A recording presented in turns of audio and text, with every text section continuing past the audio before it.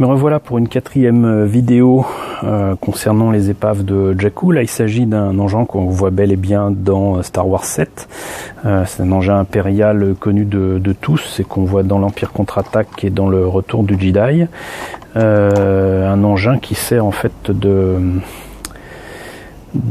comment dirais-je, d'abri pour l'un des personnages principaux de Star Wars 7, à savoir Rey.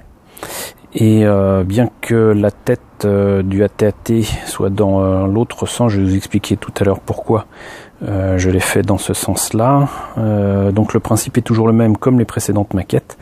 J'avais accès à un grand nombre de kits incomplets, en mauvais état, en partie fondus, voilà, donc des pièces qu'il était difficile d'utiliser telles quelles ou de remettre en forme. Et le AT faisait partie de ces kits-là. Donc ce AT-AT visiblement connu de bien meilleurs jours et est passé très certainement à côté d'une grosse source de chaleur, puisque une partie des pièces comme ici ou là, ou en fait vous le verrez pas, mais la pièce qui est sous comment dirais-je, la partie principale de l'engin ici, la pièce qui est en dessous n'existe pas, c'est du vide, il n'y a que dalle, parce que tout simplement c'était tellement déformé et fondu que je n'aurais pas pu l'utiliser tel quel, ça n'aurait pas rendu correctement.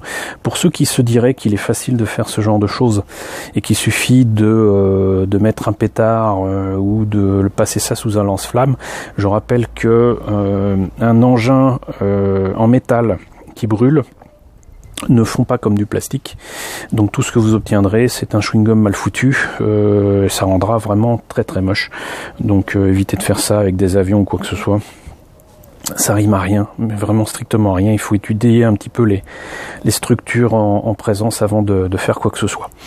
Là-dessus par contre je me suis pas beaucoup foulé, puisque je le disais je crois dans une précédente vidéo, j'ai essayé de faire un maximum de kits le plus rapidement possible en 2015 pour les présenter en avant-première, en exclusivité à Geekopolis.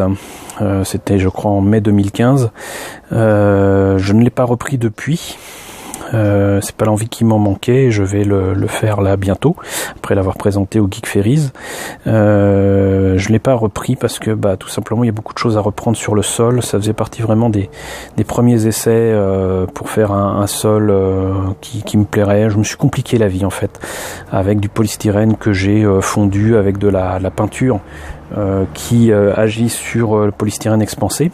Souvent les peintures en bombe vont attaquer les plaques de polystyrène que j'avais collées ici, mais comme vous voyez là c'est encore un peu mou et ça va pas, ça va tout simplement pas, donc il va falloir que je reprenne ça, puis de toute façon ça ne correspond pas au sol tel qu'on le voit dans le film, donc je vais me faire un plaisir de reprendre ça avec du papier et de la colle blanche, de la colle à bois, et ensuite du sable, voire de la sueur, pour obtenir la texture, mais surtout l'aspect sable tel qu'on le voit dans le film. La maquette donc elle-même n'a pas été beaucoup modifiée.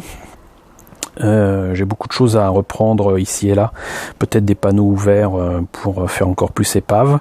La peinture par contre j'en suis pas mécontent du tout, c'était pourtant quelques coups de bombe de différentes qualités, de différentes couleurs, et ensuite un petit brossage à sec des familles. Je me rappelle plus exactement des teintes que j'ai utilisées, mais bon, moi je trouve que ça rend vachement bien.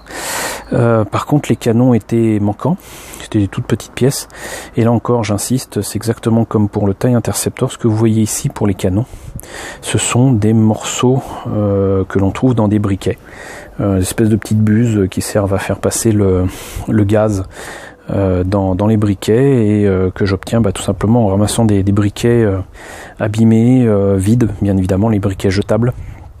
Et je récupère en fait ces pièces-là pour détailler mes maquettes. C'est une méthode simple, économique et vraiment sans danger, du moment que, encore une fois j'insiste, les briquets soient vides.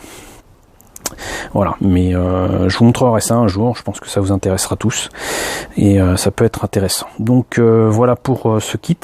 Je pense que j'en referai un avec la tête dans le bon sens. Là je peux pas faire autrement que de le mettre dans cette position là. Voilà, et puis ce kit a trouvé acquéreur, quelqu'un qui en est tombé amoureux. Il se reconnaîtra, coucou. Donc le fait est que je vais le reprendre, bien évidemment, ce kit. Je vais largement améliorer donc l'aspect du sol, etc.